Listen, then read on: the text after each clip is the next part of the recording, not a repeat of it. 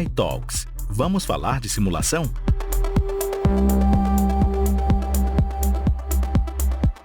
Fala, galera da simulação, aqui é Luiz Amaral e sejam bem-vindos a mais um episódio do podcast Kai Talks, um espaço para bate-papos descontraídos com profissionais de diferentes áreas da engenharia para trazer conteúdo relevante para o seu dia a dia. Se essa é a primeira vez que você nos ouve, esse podcast é feito pela E3S, referência no mercado de ferramentas computacionais de simulação para engenharia, para revolucionar a qualidade e produtividade da indústria nacional. Estamos em 1997. Crianças brincam com tazos nas ruas, enquanto suas mães assistem o Rei do Gado. A Nokia lança o primeiro celular com o jogo Snake. E o Brasil sofre o luto de Paulo Freire e da princesa Diana. E o mundo não está preparado para o fenômeno de uma obra recém-lançada chamada Harry Potter. Do outro lado do globo, em Kyoto, ocorre um acordo mundial para combater a mudança climática, com metas e obrigações aos países, com o objetivo de reduzir as emissões de gases de efeito estufa, e começa a se discutir novas ações, como investimento em energias renováveis, proteção às florestas, reformas no sistema de transporte. É nesse conceito que o termo Smart Cities é proposto pela comunidade científica. Seu uso só viria a se popularizar em 2010, com grande aumento de citações pelos cientistas e mídias, principalmente após movimentos como o da IBM e da Cisco, para trazer o business este conceito e difundir a ideia com propostas de grande conectividade e automação em prol da obtenção de benefícios sem iguais. A motivação é simples. Além dos impactos ambientais que ameaçam o modo de vida ao qual estamos habituados, as cidades se tornam mais eficientes e é o único caminho para que se tornem viáveis. Grandes centros urbanos enfrentam problemas de abastecimento de água, energia, poluição excessiva e possuem a tendência de importar pessoas, crescendo com o passar dos anos, tendo mais habitantes. A ideia de uma cidade sustentável e conectada por hardware, software e sensores poderosos que trocam grande fluxo de informações para melhorar o padrão de vida do cidadão é tentadora. São vários tópicos sobre discussão. Energia renovável, sistema de comunicação, 5G para quem já assistiu o episódio que a gente fez no passado com essa temática, mobilidade. Mas é aí. Essa ideia, o que ela é? É conceito? É moda? É realidade? Para discutir sobre esse tema, nós convidamos o especialista Bruno Bracelotti, que nos contará um pouco mais sobre este tema. Acompanhe aí. Bruno Bracelotti, com 2 S's e 2 T's. Com licenciatura em Física, engenheiro mecânico, mestre em dobro em Mecânica Estrutural pela Unisal e em CFD pela Unicamp. Pode isso, pessoal. E o cara ainda é gestor de projetos pela FGV, rumo ao título de doutor. Profissionalmente passou pelo setor automotivo, appliances, trabalhou no Brasil, trabalhou na Europa e hoje atua como PMO do Inver Group. Fantástico, Bruno. Muito obrigado por estar aqui conosco e conte-nos um pouco sobre a sua trajetória até aqui, por favor. Opa, Luiz, tudo bem? Primeiramente, aí, muito obrigado pelo convite. Por aqui tá tudo bom também. E é uma satisfação muito grande estar participando aqui com vocês nesse projeto incrível aí do Kai Talks. Bom, a minha trajetória, Luiz, na engenharia aí, hoje, como você falou há pouco, né, eu sou engenheiro mecânico, né, uma das minhas formações. Porém, essa trajetória começou um pouco que por acaso, né? Era o meu plano B, na verdade, ser engenheiro mecânico. O meu plano A era ser um oficial aviador da FAB, né, da Força Aérea Brasileira. Então, durante o meu ensino médio, eu fui me preparando, aliás, para a prova da Academia da Força Aérea em Pirassununga. E aí, até que terminei o terceiro ano do ensino médio, chegou a minha época de prestar o concurso lá na AFA, prestei, fui aprovado no exame de escolaridade, que é o primeiro exame, né? E depois teve exame de acondicionamento físico, enfim, um monte de coisas lá. E por fim chegou o exame médico. Chega a ser até um pouco engraçado, Luiz, mas fui reprovado nesse exame, né? Pô, mas Bruno, como você foi reprovado no exame médico? Pois é, a minha altura, cara. Eu fiquei para fora de ser um oficial aviador, porque a minha altura estava acima do especificado. Eu já sabia disso pelo manual do candidato, Olha. tem uma altura máxima. E aí chegou no dia lá, eu estava acima da altura máxima e fiquei de fora. Eu já tava pensando aqui, porque eu te conheço, eu sei que você é um cara alto.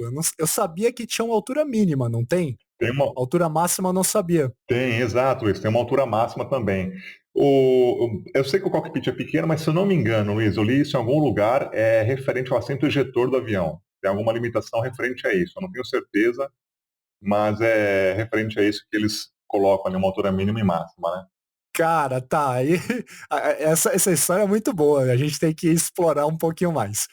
Ok, você conseguiu passar em todas as provas para o seu sonho de vida e, cara, isso abalou todo o seu planejamento.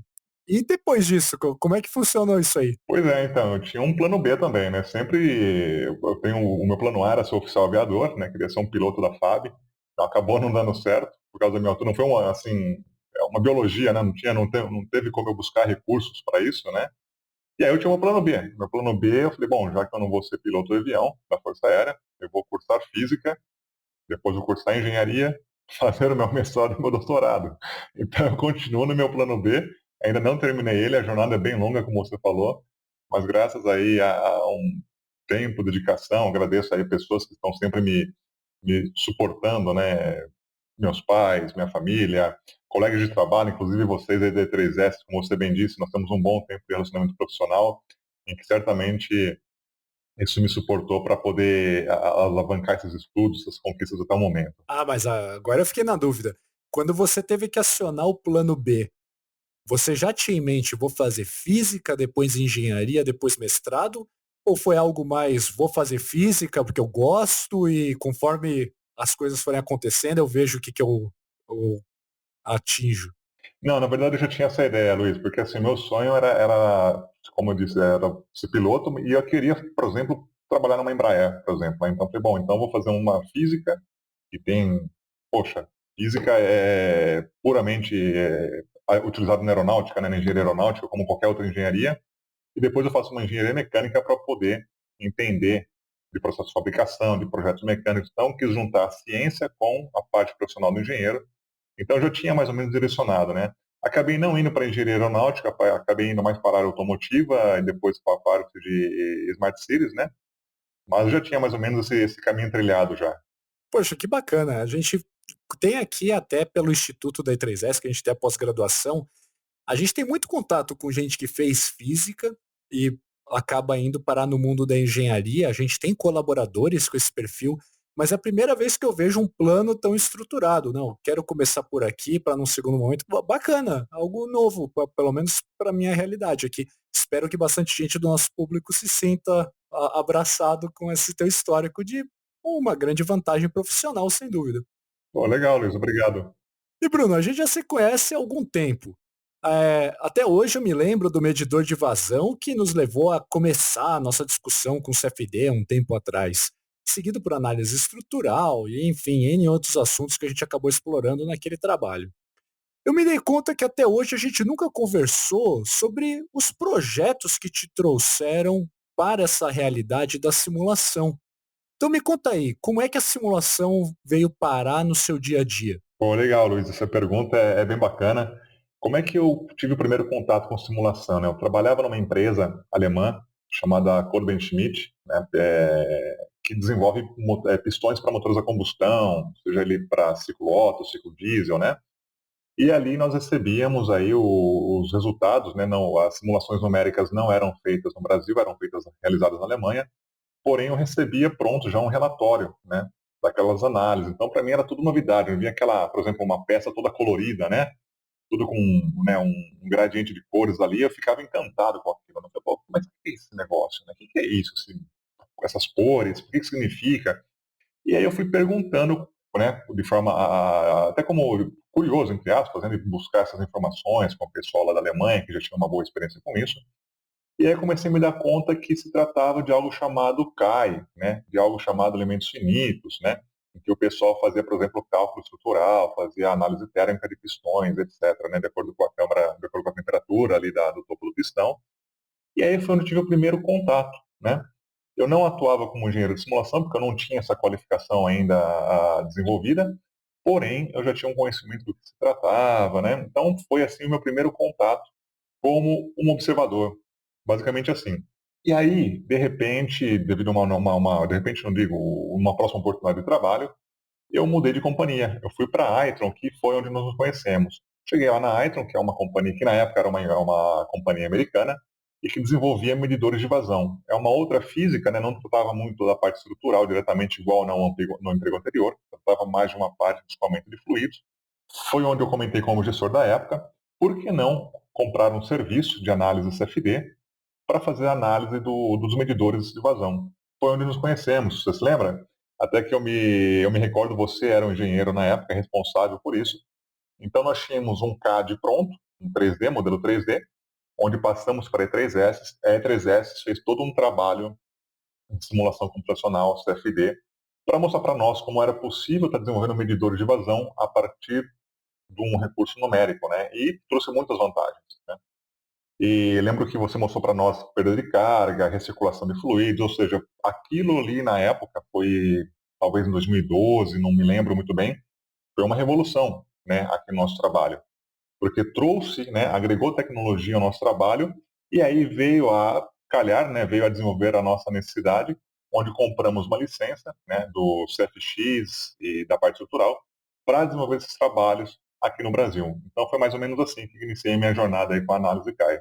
Bom, e aí depois de fazer aquele trabalho junto com vocês, né, de comprar o serviço de análise estrutural, eu já estava já bem engajado na parte do que era um CFD, do que era uma estrutural. Foi eu iniciei meu mestrado na parte primeiramente na parte de análise estrutural, por elementos finitos, no caso, e depois já engatei um mestrado na área de térmica e fluidos na Unicamp. E essa experiência que você teve antes da Aitron era do setor automotivo, você ficou mais de 10 anos nessa empresa, né, pelo que eu me recordo. Conta aí pra gente como que você acompanhava essas interações com simulação, porque é um setor que a gente tem um público bastante assíduo aqui, bastante gente presta muita atenção nessa área. Sim. Então, eu fiquei nessa área automotiva, nessa empresa por 12 anos, né, um pouco mais de 10, 12 anos aproximadamente, quase 12 na verdade. E a minha interação com eles era na área de desenvolvimento de produto, né? Eu fazia o CAD aqui no Brasil, mandava para eles, por exemplo, eles que eu falo o contato na Alemanha, e aí lá eles faziam a análise CAI. Então eu recebia essas análises e aí, de acordo com aqueles resultados, né, eles falavam, por exemplo, as recomendações sobre, por exemplo, as tensões atuantes no furo para pino, né, tem um pino, o pistão tem um pino ali que passa, que engata na biela, né, ou então as regiões termicamente afetadas, ou então quando tinha que fazer uma redução de massa, uma análise topológica também, então fazia aquelas interações diretas, né, entre CAD, né, o 3D, junto com a análise numérica lá, que era mais ou menos uma análise basicamente, uma análise térmica junto com uma parte estrutural. Então foi aí que eu comecei a ter essas nuances de simulação, como é que funciona, comecei a entender sobre aquelas características de elementos, né, um elemento grande, um elemento pequeno, aquela qualidade de malha, enfim.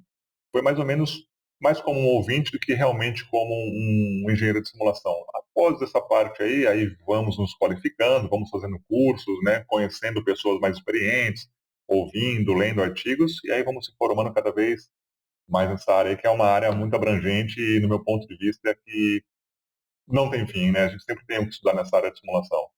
E que eu me lembre, você teve uma passagem pela Europa. Então, foi nessa empresa que você estava na Europa ou você começou sua jornada na Europa, veio para o Brasil, voltou para a Europa? Como é que funcionou isso? Então, essa parte eu comecei no Brasil, trabalhei 12 anos, né?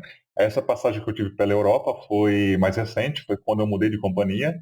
E aí também na área automotiva, porém não na área de desenvolvimento de produtos, porém mais na área de durabilidade de motores, né?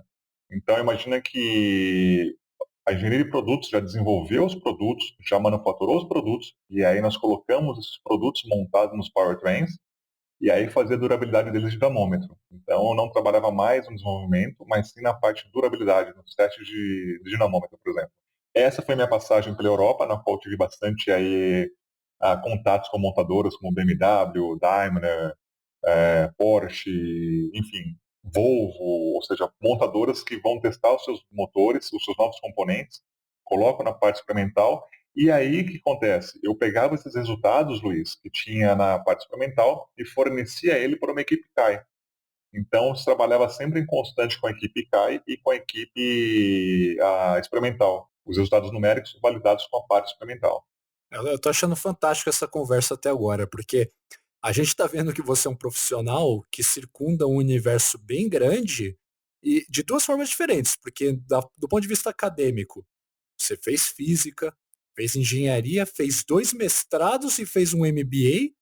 E em paralelo a isso tudo, você trabalhou no desenvolvimento de produto, depois na parte de simulação para projetar melhor esse produto e finalmente teste para verificar a eficiência daquilo.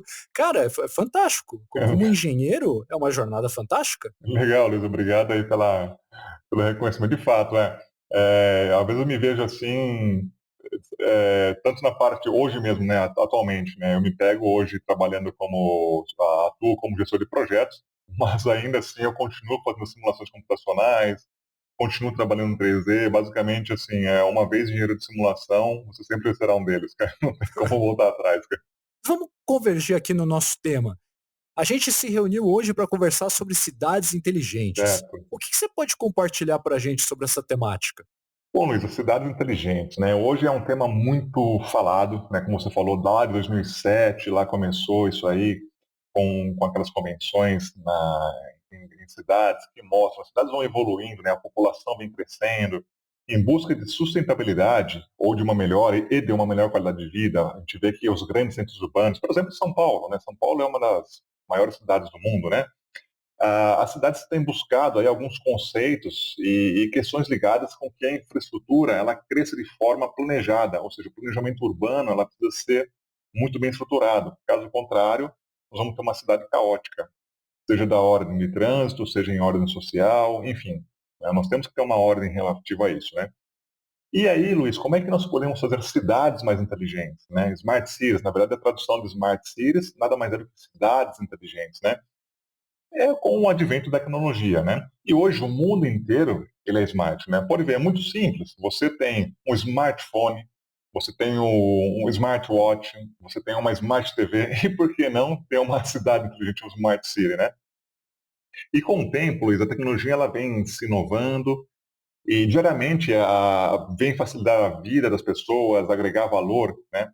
Aos momentos diários de cada um de nós, né? Porque nós somos quem fazemos a cidade, nós vivemos na cidade, né? E no setor da infraestrutura, Luiz, nós temos aí as que nós chamamos de smart utilities, né? Por exemplo, nós temos as companhias que fazem o gerenciamento de recursos hídricos, recursos da rede elétrica, recursos de distribuição de gás. Isso aí são as smart utilities, tá bom?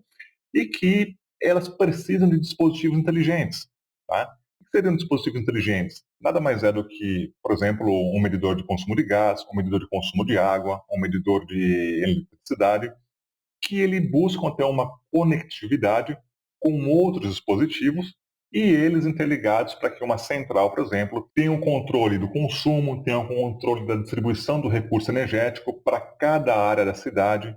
Então isso aí é basicamente o quê? São dispositivos físicos, um hardware, que seja um medidor de água, um medidor de vazão, ou um medidor, ou uma válvula redutora de pressão, um medidor de gás, conectados com uma eletrônica avançada que faz com que todo esse gerenciamento de energia seja distribuído de forma inteligente, né?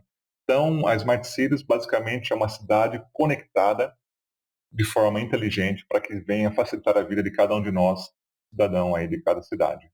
E aí pensando aqui no cidadão, então vamos lá, na minha casa eu tenho um hidrômetro que fica lá na calçada, que faz a medição, bom, consumo de água, a gente tem sistemas equivalentes para gás, para quem tem gás encanado, energia elétrica, etc. A gente está falando então de um medidor que já vai se comunicar via internet e já vai por si próprio fazer um controle de quanto está sendo o consumo. Então a gente não vai mais ser dependente de uma pessoa para tirar o dado de cada domicílio. É nessa linha que a gente está discutindo? Exatamente, Luiz. Boa observação. Essa é uma das possibilidades. Exemplo, você tem ali um medidor de água, tá? Que pode ter diversas tecnologias e ele tem ali, por exemplo, uma eletrônica. Essa eletrônica, ele manda um sinal, pode ter algumas formas de coleta. Pode ser que passe um carro ali na sua rua com uma antena, ele passa coletando o sinal de cada um, ou seja, não vai passar um leiturista, por exemplo, de casa em casa. Passa um carro ali na sua rua e esse carro capta o sinal de cada um dos hidrômetros, ou você pode ter uma antena próxima a alguns quilômetros ali que algum dia por mês capta esse sinal. E o legal, Luiz, é que com essas informações, você, usuário, você vai ter na palma, você vai ter não, já é possível isso, algumas cidades já têm essa tecnologia, né? Você vai ter na palma da sua mão, no seu celular, um aplicativo, o seu consumo diário. Por exemplo, você vai estar viajando e de repente você vai olhar lá no seu celular, ou você vai ver no aplicativo, em que o consumo de água continua sendo contabilizado. Opa, peraí, você já vai saber que alguma coisa tem errado, porque você vai ver em tempo real que pode ser a existência de um vazamento, pode ser uma evidência de um desperdício. Ou seja, você vai ter o controle total, ou você tem o controle total de tudo que pode estar acontecendo dentro da sua residência, né? Desde um possível vazamento, um desperdício, ou até mesmo um controle de consumo, né? Isso daí é um dispositivo que fica conectado ali, por exemplo, no hidrômetro, e ele pode se comunicar via internet das coisas, né, IoT, enfim, tem várias outras tecnologias que podem estar agregando no seu dispositivo, no seu hardware, no caso, né? Não, muito legal. E aí, então, a gente está discutindo uma ideia que ela está evoluindo, ela é mais do que um conceito, então, mas ela tem muita aplicação para o nosso dia a dia. Só que eu estou vendo vários desafios também.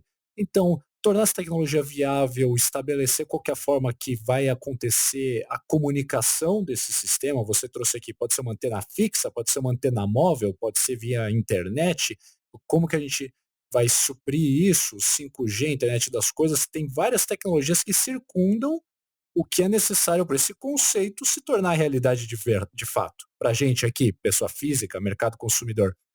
Então, pensando nessa agenda das Smart Cities, essa agenda que está sendo discutida, quais são as tecnologias que existem hoje e como que elas fomentam o dia a dia das equipes de engenharia e de desenvolvimento para trazer melhorias? Opa, legal, essa pergunta é bem legal também, hein? Luiz, Smart Cities, sem dúvida, é algo que eu penso que é multifísico, né? Nós não temos somente uma física envolvida, somente uma tecnologia. Por exemplo, nós temos aí agregado nesses dispositivos tecnologias por ultrassom, tecnologia baseada na física do eletromagnetismo, comunicação em redes, etc, né? Então, imagine esses hardwares que eu falei para você, né? Todos eles possuem uma eletrônica embarcada avançada. Então, pensando do ponto de vista de atuação do engenheiro, vai, assim, tem oportunidade para as mais diversas áreas da engenharia. Você tem engenheiros mecânicos, você tem engenheiro de controle de automação, você tem engenheiros elétricos, de telecomunicação, o pessoal de IT, todo mundo trabalhando junto, porque observa que um dispositivo desse, né, um hardware desse, junto com uma eletrônica avançada, ele é multifísico, né? Ela tem várias especialidades trabalhando para um único produto.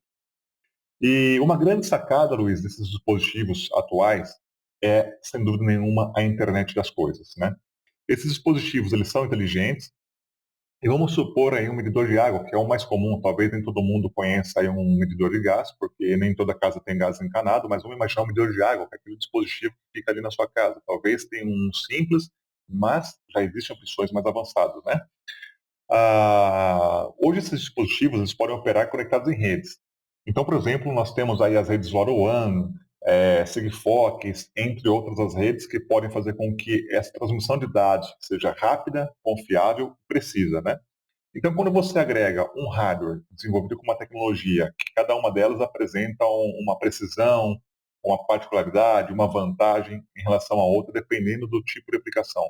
Por exemplo, você tem, como eu falei, tecnologia ultrassônica, tecnologia eletromagnética, associado com esse tipo de comunicação embarcada, eu costumo dizer que todos, né, seja um órgão governamental, seja um cliente, seja uma empresa, todos eles podem se beneficiar aí de um maior controle do consumo, saber do desperdício, porque hoje, como nós falamos, a sustentabilidade, né, do planeta, hoje nós estamos aí os nossos recursos naturais, eles são finitos, então nada mais importante do que nós zelarmos por ele, né?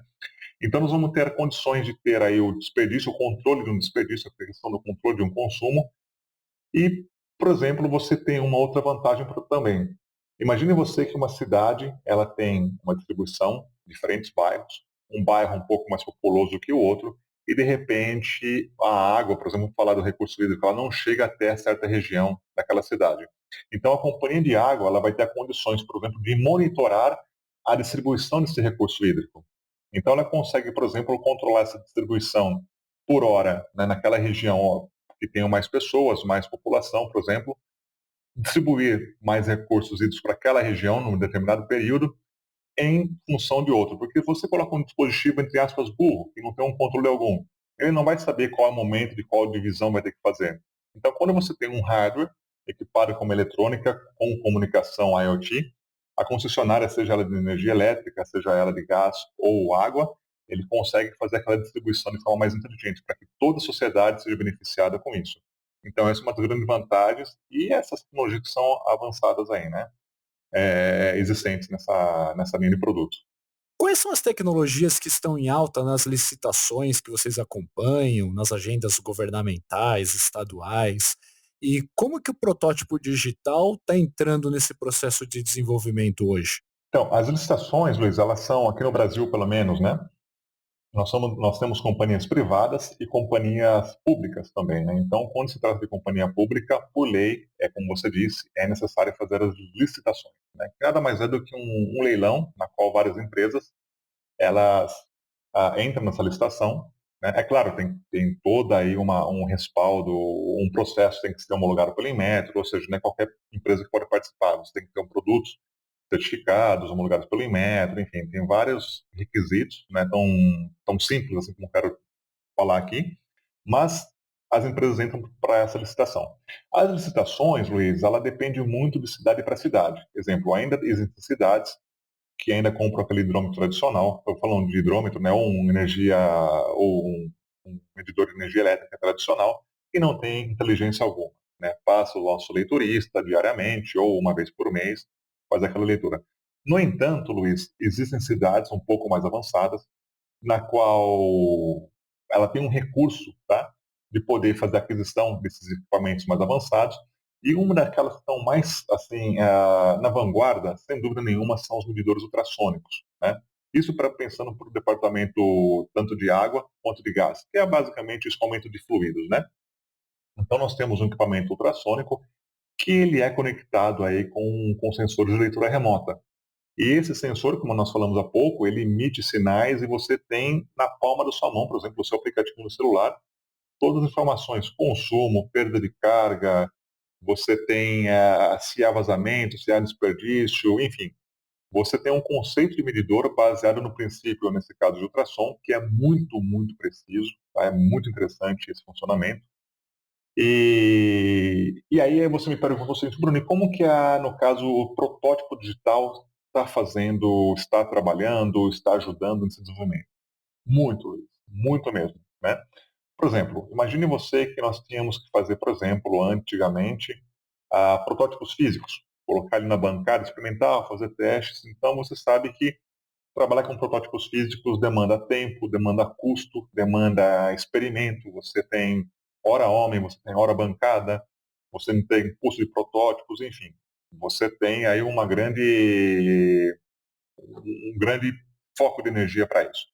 Quando nós passamos a trabalhar com dispositivos virtuais, nós temos basicamente infinitos, né, entre aspas, infinitos protótipos virtuais que podem ser feitos. E como é que nós fazemos?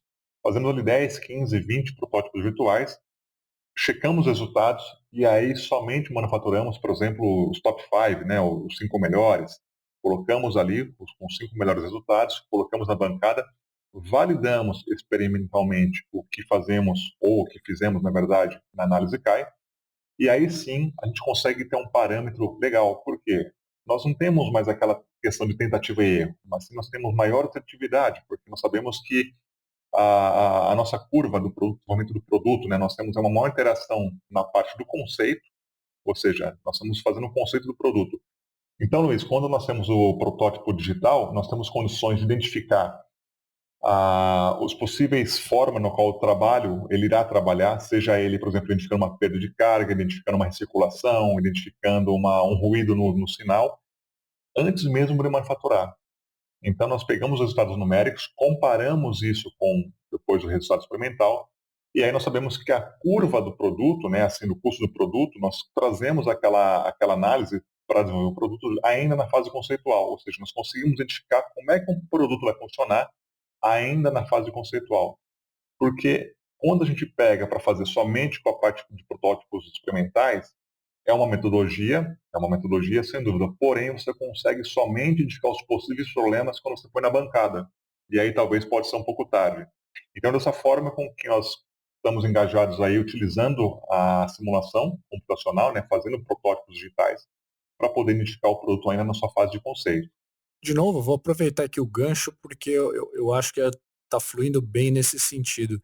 Eu acho que seria legal a gente comentar aquele projeto que a gente trabalhou a quatro mãos no passado, que inclusive te rendeu algumas publicações interessantes na academia. Então, esse foi um ponto legal porque eu te conheci, você estava trabalhando na Aitron, hoje é parceira da Axios Solutions, né? Acho que até foi por esse motivo que o conceito de Smart Cities começou a ganhar mais força, e vamos expandir a ideia daquele hidrômetro. Não, o hidrômetro é um conceito, é um produto-chave para as cidades modernas, ele vai ter toda uma curva de crescimento e de importância. E anos atrás você já estava fazendo muitas melhorias nesse equipamento. Então, comenta pra gente um pouquinho tanto do projeto em si, quanto das publicações que você fez acerca dele. Legal, Luiz, é verdade. Isso daí foi um trabalho que nós fizemos junto, né, como você bem disse, em quatro mãos, né? E foi um trabalho e tanto. Eu me lembro dele que nós trabalhamos juntos para definir um conceito de uma malha, por exemplo, ideal, a, um setup para o nosso caso dedicado, né? Assim, enfim, trabalhando junto de fato, juntos para poder desenvolver aí uma análise numérica que correspondesse de fato com o comportamento do produto em funcionamento.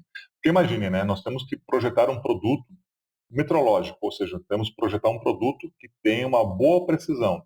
Então não tem sentido a simulação numérica não ter uma precisão, né? Então sempre precisa, nesse caso, a simulação numérica ser bem fiel aos resultados, porque afinal vamos estar produzindo um produto metrológico, né? E deixa eu fazer aqui um breve adendo, Bruno, só para Claro. conceituar o nosso ouvinte. A gente está falando que a Aitron barra Axel Solutions, eu não sei, Bruno, me corrija, mas a gente está falando de milhares de medidores de vazão que são instalados em milhares de residências. Se a gente passar para frente um produto que tem uma margem de erro aí de 1%, no final de uma cidade inteira com esse equipamento, a gente está falando num prejuízo gigantesco para o Estado, para as pessoas que vão estar utilizando esse equipamento, né? Eu lembro até que por conta dessa preocupação, você tinha lá na Aitron seu computador de simulação e logo atrás de você já era sua bancada experimental. Então, para ver como vocês tinham essa preocupação de vamos simular, vamos testar, vamos contrastar. Então, acho que esse é um pensamento que é importante estar aqui na discussão. Não é só um item de medição que tem que ser muito preciso. Qualquer imprecisão gera um custo inacreditável para os cofres públicos e para a população, consequentemente. Sem dúvida, você tem razão. Imagine você quer pagar pelo que você consumiu, né? Vamos supor que você consome X litros ou metros cúbicos, né, de água por mês, ou de energia elétrica, se for o caso, ou gás. Então, você precisa ter algo justo, uma cobrança justa, né? Tanto pela parte daquele que fornece, tanto daquele parte que consome, né? A incerteza de medição precisa ser baixa, porque você tem aqueles que pegam um recurso hídrico, ou no caso, distribuição de gás, faz o tratamento para que esteja em nossas casas, né, adequado ao uso, e claro, nós que somos os consumidores finais, queremos pagar pelo que nós consumimos. E quem faz esse balanço é o medidor de vazão, no caso, né, um hidrômetro, ou seja, um medidor de água, ele pode ser ultrassônico, enfim, a tecnologia existem várias. Desculpa, acabei me distraindo aqui. Sim, aquele caso que nós fizemos juntos, né, foi muito bacana porque foi o primeiro, né? Como nós falamos há pouco, o primeiro, aliás, foi o segundo. O primeiro trabalho foi uma compra de serviço que nós fizemos com a E3S, que nos rendeu aí, evoluiu bastante e aí nos motivou a fazer trabalhar com a simulação numérica no desenvolvimento de novos projetos de engenharia. E aí, Luiz, como eu falei, com a ajuda de vocês aí, nós estamos trabalhando junto, por exemplo, desenvolver uma malha que seja adequada para o nosso produto, um setup, um tratamento de geometria, enfim. E aí, como eu já trabalhava nessa época, continuo trabalhando, fui buscando evoluir nessa questão, até que os resultados foram surgindo com muito esforço, né, lendo vários artigos, conversando com pessoas mais experientes, né, vendo o que funciona, o que não funciona. E aí eu fui evoluindo nessa área da parte de desenvolvimento de produtos com o intermédio da simulação numérica, seja parte estrutural, seja parte de escoamento de fluidos, para a área de metrologia. Isso inclui, por exemplo, conceitos de máquinas rotativas, otimização topológica, enfim. E aí esses artigos, Luiz, eu tive a oportunidade de escrever alguns artigos, né, que foram aceitos. Por exemplo, eu participei de dois ONES User Meeting, que foi em 2016 e 2017, se eu não me engano, eu participei aí com vocês, a NE3S, teve 2 artigos meus que foram escolhidos. Também tive artigo publicado no ENCIT, que é um congresso de engenharia aqui no Brasil. Depois também tive a minha parte de mestrado, de fato, as duas, aliás. A primeira parte, quando eu fiz a estrutural, eu trabalhei com otimização topológica de um componente do hidrômetro, que tinha ali algumas questões com fibra de vidro. Foi bem também um trabalho bem bacana, porque eu tive que simular, por exemplo, fazer uma análise de preenchimento, era uma peça plástica, então tive que fazer a simulação numérica de preenchimento da cavidade, e aí entender como é que a fibra de vidro ela ia estar disposta, né, na cavidade do molde, porque a fibra de vidro, dependendo da direção XYZ, ela vai ter uma resistência estrutural. Então, a primeira parte que foi feita foi essa distribuição da fibra de vidro após injeção plástica. Então, trabalhamos com otimização topológica nessa peça. Já no mestrado eu trabalhei com desenvolvimento de perfis de turbina, né? Então, assim, sempre fui trabalhando nessa parte, publicando algumas coisas. No meu LinkedIn também, ali tem algumas publicações que eu coloco ali de vez em quando sobre simulação numérica, sobre metrologia, sobre Smart Cities, enfim. Então, todos esses trabalhos ao longo do tempo foi me rendendo aí algumas experiências que eu pude compartilhar com todos vocês aí. Vamos discutir então tendências. Que tendências merecem ser acompanhadas de perto pelos engenheiros que estão em campo hoje, para eles se prepararem para uma inovação nesse sentido na direção da Smart City? Legal, muito bom. Luiz, hoje eu diria para você o seguinte, para vocês também que estão ouvindo, é claro, muita e muita simulação. Isso é um caminho que o engenheiro que trabalha com Smart Cities ele tem que ter um conhecimento. Simulação computacional. Por quê? Porque eles vão ver os produtos, né, que vão trabalhar de forma orientada e inteligente, então sempre é necessário fazer simulações, seja de qualquer ordem, seja estrutural, seja escoamento de fluidos, seja eletromagnética, seja comunicação, muita programação. Isso também é muito requisito, é um requisito que nós temos aí, visto que há uma falta no mercado, encontrar engenheiros que estejam preparados para essa jornada. E aí tem, assim, outra coisa que estamos surgindo. Hoje ouvimos falar sobre 5G, ouvimos falar muito sobre IoT, Machine Learning, ou seja, são conhecimentos, Luiz, que é uma tendência na qual os engenheiros precisam se preparar, porque a demanda, né, para esse tipo de profissional ela é muito alta para o futuro, principalmente num país grandioso como o Brasil, com grandes cidades, nós precisamos de pessoas capacitadas. E dentro dessa área que eu estou, eu vejo que ainda assim temos que buscar engenheiros capacitados e ainda não temos o número suficiente para isso. Então, minha dica para vocês que estão ouvindo, que querem entrar nessa parte dos smart cities, no aumento de produtos inteligentes, seja ele da parte elétrica, gás, água, condução autônoma, enfim, programação, simulação, IoT, 5G, Machine Learning, todos esses são vertentes, né, são tendências na qual nós engenheiros aí que atuam diretamente com isso precisam estar preparados para o nosso futuro, né? Fantástico, Bruno.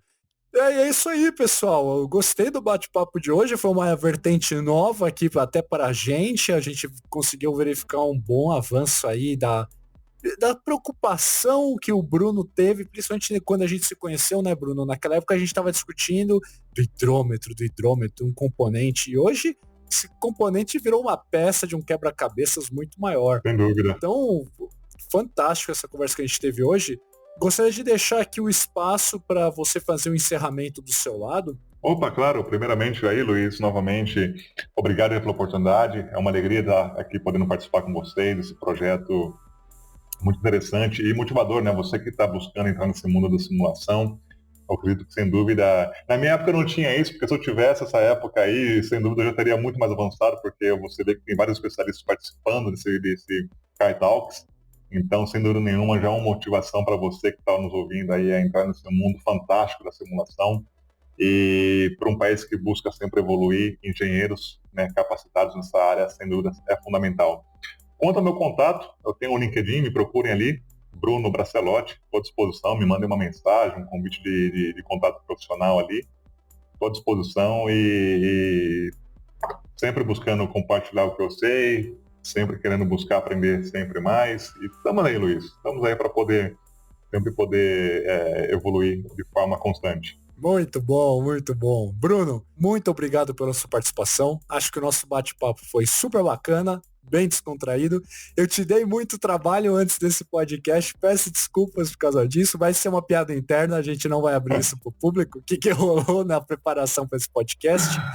E aos nossos ouvintes, mais uma vez, muito obrigado por estarem acompanhando esse conteúdo e por estarem atentos aqui no que a I3S está criando. A gente está dando muita preferência aqui no podcast para conversar com pessoas de diferentes áreas, de diferentes backgrounds, no intuito de trazer uma boa visão do que é o mercado de engenharia, como são as tendências hoje, onde você pode se aperfeiçoar, como foi a trajetória dessas pessoas e manter a nossa vertente de ter um bate-papo descontraído e bem animado acerca de engenharia.